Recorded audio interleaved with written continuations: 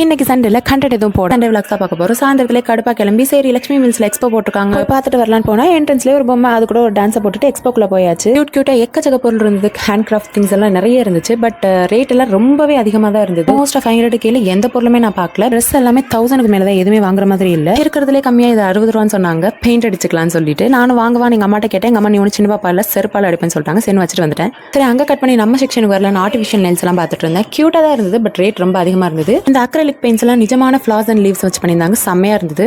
அதே கடையில் acrylic watches எல்லாம் மாஸ் வேற லெவலு.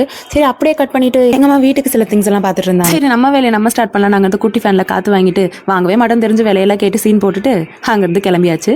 வெளியே வரும்போது ரெட் கலர் பொம்மை கூட போட்டோ எடுத்துட்டு பிங்க் பொம்மை கூட மட்டும் ஆடினா இது கோச்சுக்குன்னு சொல்லிட்டு அது கூட ஒரு குத்தா எடுத்து போட்டு நம்ம ஆக்சுவலா எதுக்கு வந்துன்ற வேலையை பார்க்கலாம்னு சொல்லிட்டு காந்திபுரத்துக்கு பஸ் ஏறி கிளம்பியாச்சு. இதுவே அழகான ஃபிளார். நம்ம வேலையை ஆரம்பிக்கலாம்னு சொல்லிட்டு தட்டு வடை செட்டு காலெல்லாம் வயிறு மட்டும் சாப்பிட்டு புதுசா இடியாப்பா வித்து குல்கந்து ட்ரை பண்ணலாம்னு சொல்லி சாப்பிட்டு பார்த்தா ஐயோ அந்த ஸ்வீட்னால எனக்கு பிடிக்கல என்னன்னு தெரியல. பட் ஓகே அப்படியே கொஞ்சம் தள்ளி வந்து மசாலா முறுக்குன்னு ஒன்று சாப்பிட்டோம். செம்மையா இருந்தது. 30 ரூபாய்க்கு ஒருத்து.